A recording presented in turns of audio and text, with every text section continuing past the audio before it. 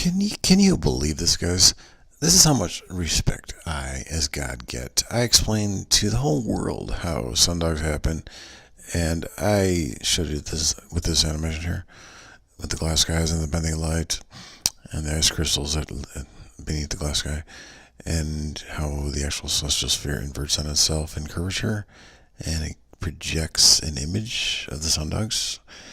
And this guy, just because I used the footage that he took somewhere of a sundog, and it's uploaded on his channel, he threatened me to remove the thumbnail, or he would ask YouTube to delete my video, copyright issue.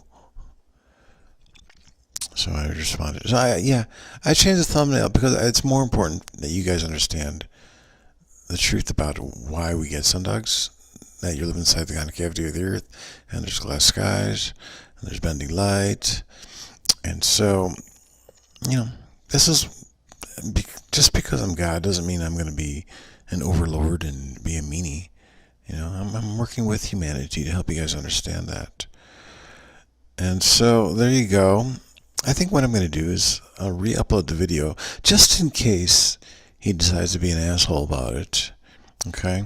Just so you guys know, and it's a good refresher anyway for you all to understand why we're getting sundogs. Okay, and maybe one of these days he can humble himself and realize who he's dealing with.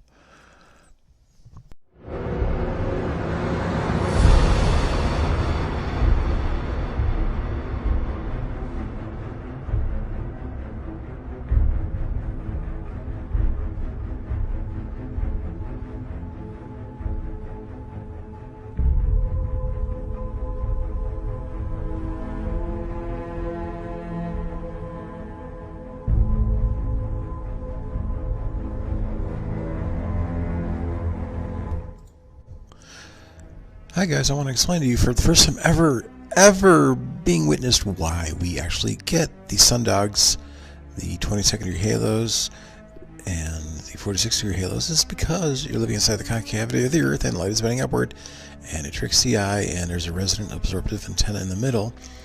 As you see there, the sun, a little dot over there on the left, it will hit the first glass sphere and cause a 22nd degree halo, and then it will hit the second glass, the moon sphere, and that'll make a 46 degree halo, but the light bends upward. And so from this vantage point, we're at 60 degrees north latitude, which is in Norway, Oslo, and so you see that blue top there, that celestial sphere, that half. You're only going to see half of the celestial sphere because of the resonant absorptive antenna. Watch my proving concave Earth with vectors to understand why we're only seeing half.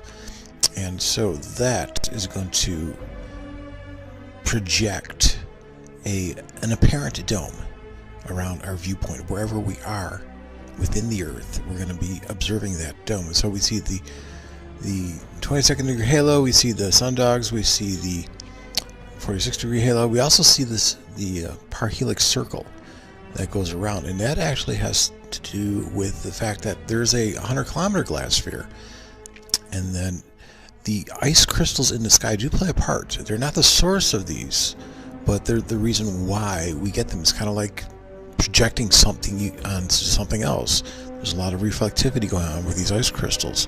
It's like a movie screen. It's not the source, but it's a vehicle in which you can see things. It's kind of like, you get a what do you call those? A UV tattoo. You can only see that under dark light, right? Well, we can only see these halos and these sundogs because of the ice, and it's illuminating the glass spheres within the Earth. And so we get these projections, we get the circumzenithal arcs, we get all these caustic anomalies happening because of the glass spheres and the ice providing a canvas for you to see that. And so for the first time ever, this is why it's happening, guys. This is why we see that. We realize that, we see it's an octahedral shape of the sun in the middle there. And that's because light is perpendicular. It aligns itself 90 degrees to each other. And so it's giving a little hint there. Yeah, there's an octahedron in the center of the Earth. And so that is why. That is why this is happening. The sundogs are created, I mean, even flat earthers, they'll think there's a dome, but they'll think there's a glass dome. Well, if you illuminate the interior of a glass, the concave surface of the glass, you're going to create those sundogs. And that's why it's happening.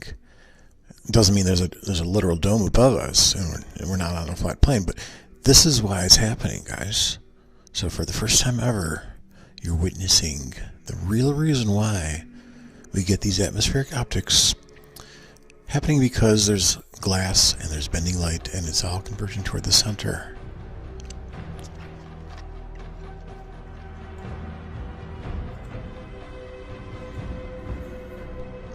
A key takeaway from this diagram is that antennas usually do not propagate directly horizontal to the Earth, but rather the energy tends to travel up a bit.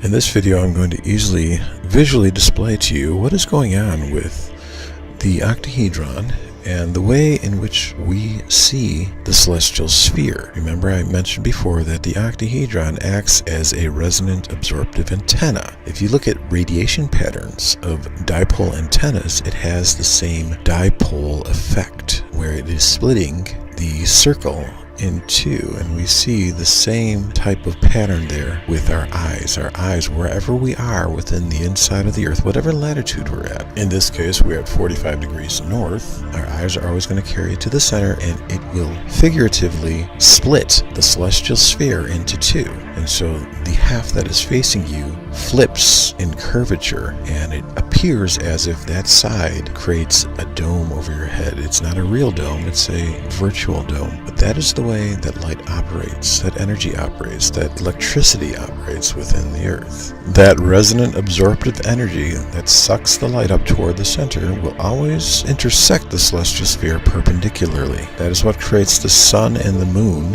inversion. We think the sun is straight across, however, it is curled upward and inverted. Light is always bending up toward the center wherever you are within the Earth. Horizontal dipole radio energy will always bend upward from the ground. This is the illusion that the secret of the universe holds, and I have just revealed it to you, and I helped you understand what is really going on here. Once again, there is no other model that makes more sense than the LSC Earth model.